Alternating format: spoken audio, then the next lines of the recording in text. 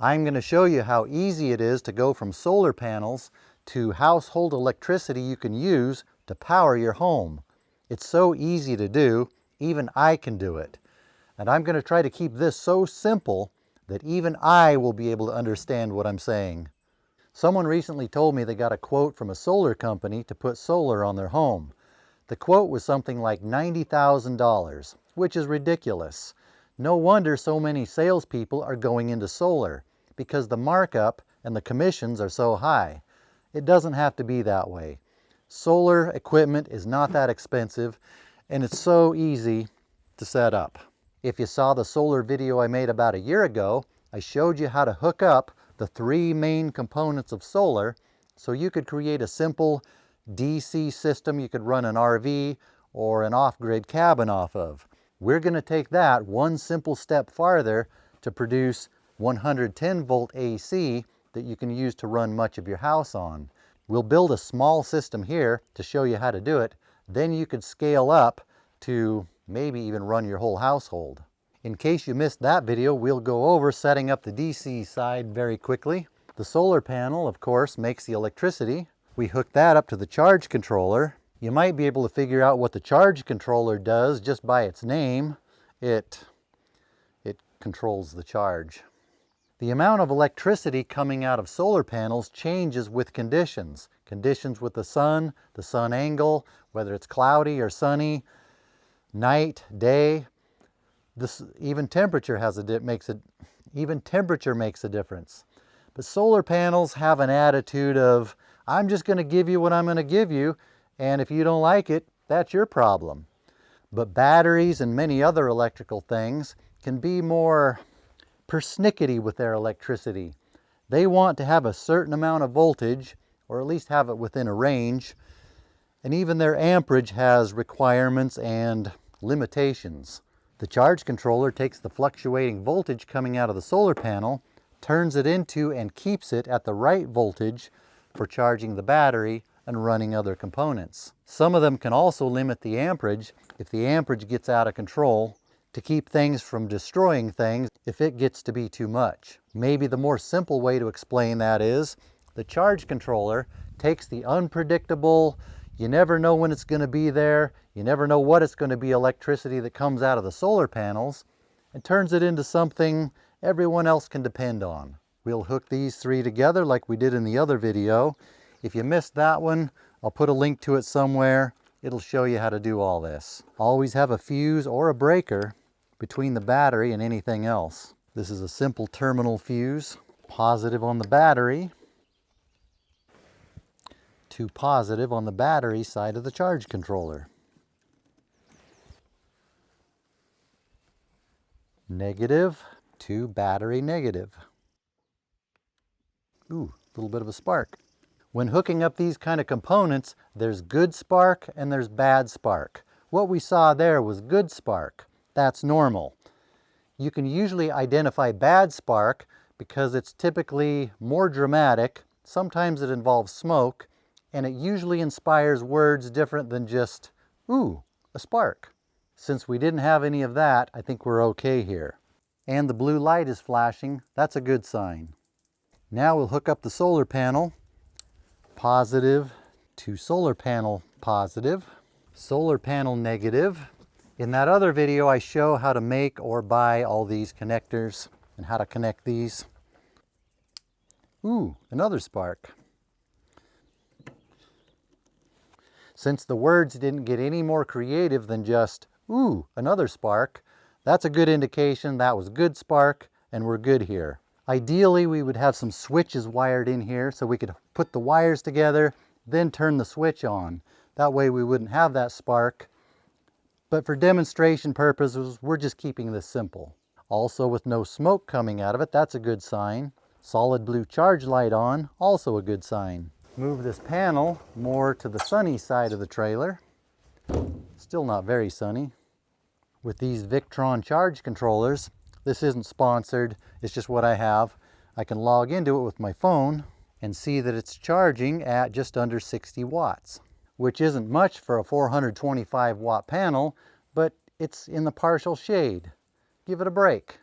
A little fun fact about solar panels, some of these cells are in full sun. Some of these are completely shaded. All it takes is having one cell shaded to reduce the whole power production of the panel by how much that one is shaded. If one is shaded, the whole thing might as well be shaded. Now we have a working DC or direct current system. The solar panel charges the battery and you can run your DC components off the battery. This would work great in an RV, an overland rig, a small cabin where you don't have a lot of power requirements. To turn this into the type of electricity in your house, we just need to do one simple step. We just need to add an inverter to it. It takes direct current, which in this case is at a low voltage, turns it into higher voltage alternating current, which is what you have in your house. What is the difference between direct current and alternating current?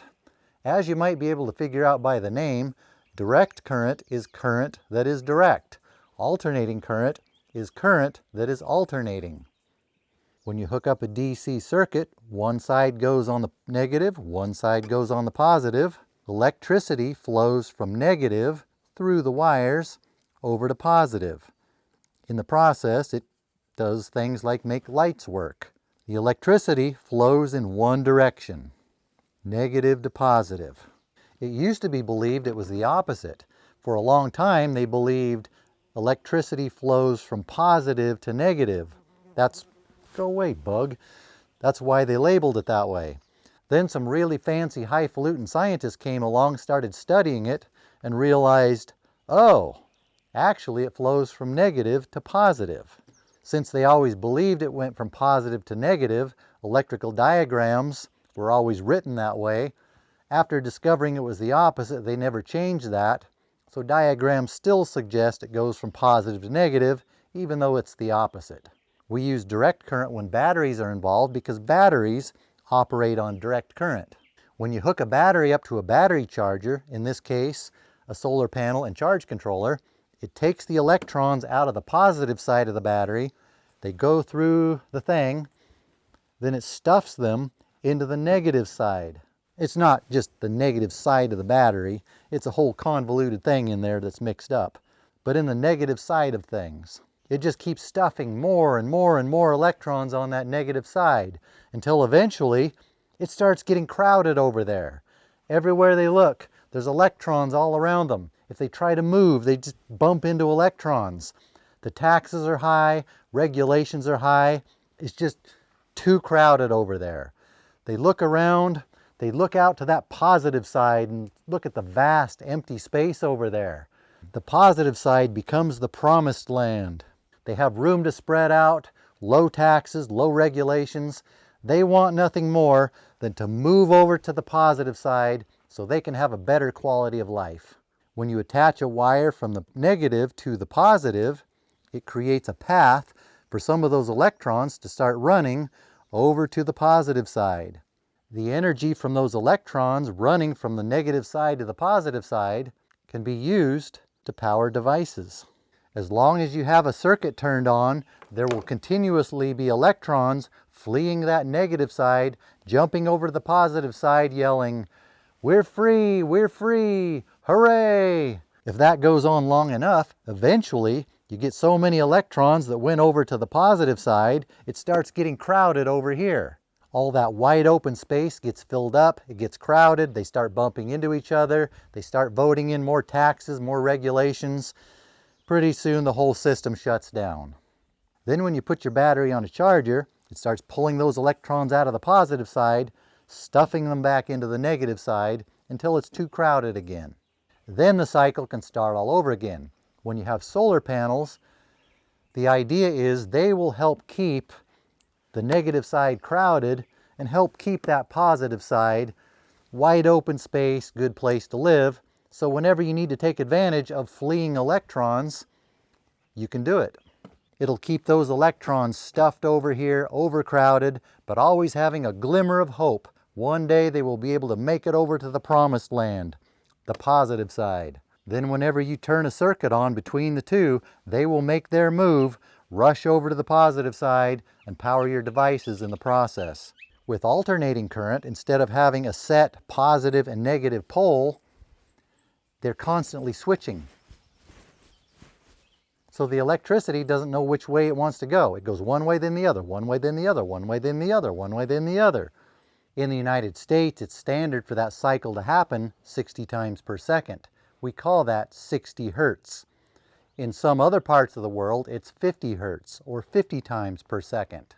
The inverter takes the direct current, which only goes one direction, turns it into alternating current. This one also steps up the voltage to 120 volts. 120 AC is what houses typically run on. Why do you suppose they call this an inverter instead of an alternator? Is it because if you invert the hypotenuse of an isosceles triangle, you end up with... There might be some triangles in here. It could be because a rectifier is what turns AC into DC, but if you invert that and run DC into it, you end up with AC? I don't think any of that matters to what we're doing here, but what does matter, all we have to do now is hook the inverter up to the battery and we can have 120 volt AC that can run your house. But this is a big inverter. This is the kind of inverter that could run the 120 volt system on a lot of homes. This is a weeny little system. This is not going to be able to run that. For demonstration purposes, we will use a weeny little inverter. We'll hook it up to the battery, positive to positive, negative to negative. Between the battery and the inverter, we want to have some kind of a protective device like a fuse or circuit breaker. Have an automotive style fuse here. And some kind of an on-off switch so you can turn it on and off. In this case, I can just unhook the clamps. It has its own switch, green light. Green is good, means we did something right. Now we can plug things into it, just like you do the outlets in your wall.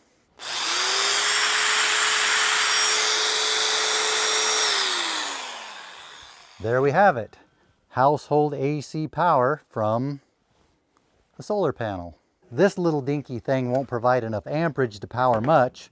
To get the kind of power you get out of your wall outlet, you need something more like this. And to run something like this, we're going to need something bigger than this. This 425 watt solar panel we're using is just like these ones. We just have 4 of them strung together out in the full sun, all strung together to a single positive and negative, connected to this wire with one of these butt connectors. I took the insulation off so you can see how it's connected. This gives us 4 times the power of the one panel, 1700 watts. This wire runs all the way up there, just like this one, which goes to the solar panel to a charge controller. This one also goes to a charge controller. This one is a 12 volt charge controller, which can handle this little system. This one is a 48 volt charge controller that can handle more power. This 12 volt charge controller goes to this 12 volt battery, the same way this 48 volt charge controller goes to these 4 12 volt batteries. According to my math, if you combine 4 12 volt batteries in series, you end up with 48 volts. If we look at this thing, it just happens to be made to run off of 48 volts. We should be able to hook this right up to that 48 volt system in there, and off we go. This thing is heavy. I've been told if an inverter is heavy, that's a good sign. If it's lightweight, be skeptical. On the low voltage DC side of this, we want to use thick cables. I'll post a link to a video I made about volts and amps to explain why we want to do that. Hook the red up to the positive side. Hook the other end of it to this DC breaker. On these high amperage cables, we want to make extra sure we get them tight. Run this cable out the other end of the breaker. Attach it to the positive of the batteries. Then go directly from negative to negative on the batteries. Now that it's all hooked up, this is the moment of truth where we find out if I actually know what I'm talking about, or if I'm completely full of it and you should never listen to another word I say. We'll flip on the breaker. How confident am I that this will work? Oh, completely confident. No worries. Flip the breaker on.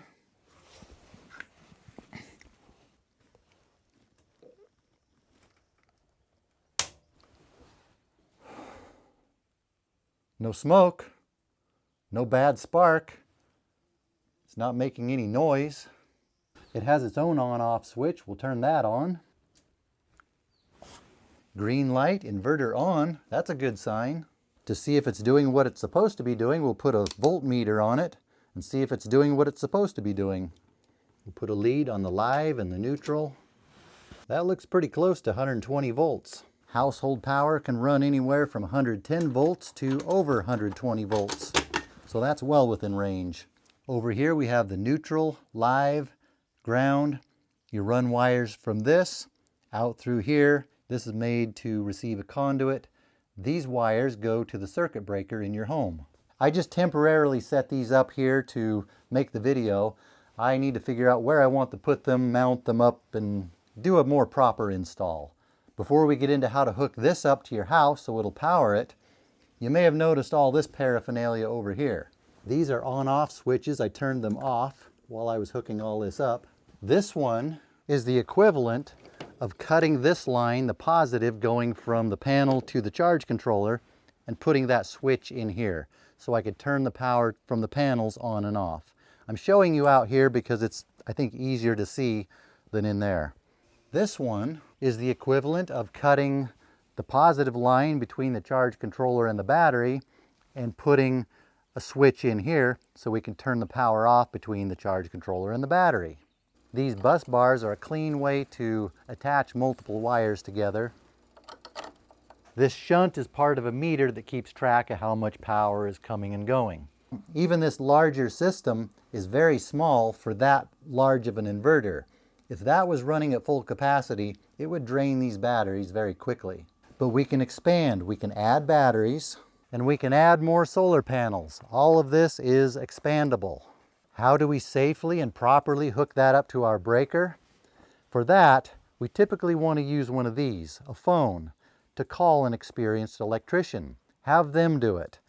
With the low voltage DC side, that stuff's manageable. We can work with that. On the 120 volt side, with the higher voltage, unless you really know what you're doing, it's best you don't even mess with it. If you do something wrong there, it could cause injury, death, light your house on fire, or worse. What's worse than that? I don't know, use your imagination. This was not meant to be a comprehensive how-to or a recommendation of how you do this. This was just showing you the components, what they do, and show you how easy it can be to set up a solar system. Make sure you do more research, figure out which components you need, what size wires you need. Make sure you listen to real experts, not just some guy on YouTube who may or may not know what he's talking about. Although the green light did come on, we didn't have any bad spark, no smoke. The meter said it was working, so take that for what it's worth. Before you do any of this, you really should know the difference between volts, amps, and watts. I'll put a link up here and maybe in the description, or both, to a video I recently made that should make it easy for you to understand that. And after you know that, when you go to parties, you can explain that to other people. You'll be the life of the party. And I'll put a link to the one I made a year ago where we go into more detail on what I did here, how I made and came up with some of these connectors. And I'll put some links in the description for some of the products we used here, at least the ones where I remember where I got them. None of this is sponsored. Some of the links might be Amazon links, but that just amounts to chump change. That's not what this is about. Again, make sure you consult real experts before messing with electricity.